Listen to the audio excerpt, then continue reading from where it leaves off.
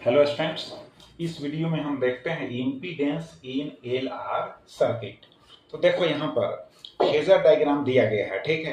VL का मतलब है पोटेंशियल डिफरेंस अक्रॉस क्या हो जाएगा, इंडक्टर हो जाएगा। एंड VR का मतलब है पोटेंशियल डिफरेंस अक्रॉस हो जाएगा, रेजिस्टर हो जाएगा, ठीक है। अब एक चीज समझ लो यार, वोल्टेज इंडक्टर का, वोल्टेज रेजिस्टर का, ठीक है, करंट यहाँ, तो इन दोनों के बीच क्या रिलेशन है? इन दोनों के बीच जो फेज डिफरेंस है वह 0 डिग्री है, तभी ना दोनों एक ही एक्सिस के अलोंग मूव कर रहे हैं।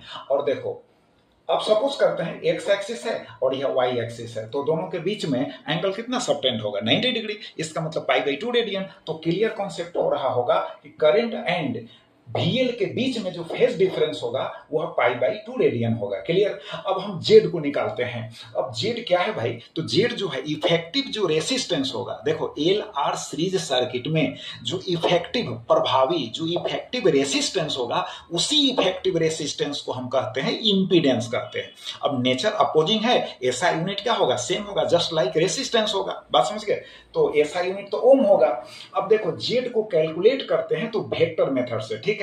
तो रूट ओवर हो जाएगा R square plus XL square, और दिस इज इक्वल टू होगा root over R square plus omega square L square, because XL is equal to होता है ओमेगा L।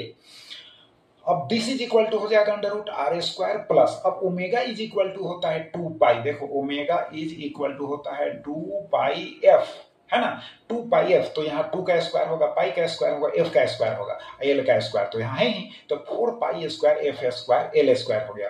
अब देखो tan phi is equal to होगा XL upon होगा R। अब phi क्या है? तो फाई का मतलब हुआ कि phase difference between the resultant voltage and current. याद रखिएगा, phase difference between the resultant voltage and current हो गया।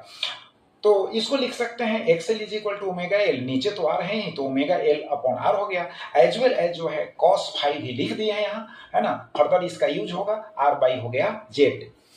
अब देखो फाइनल जो करंट है, इंस्टेंटेनियस करंट जो है वह है I is equal to I not sine omega t minus phi. यहाँ माइनस फाई इंडिकेट करता है कि करंट जो है क्या है, करंट लीड नहीं करता है, बट करंट जो है lags behind the resultant voltage by phase difference phi. Clear हो गया?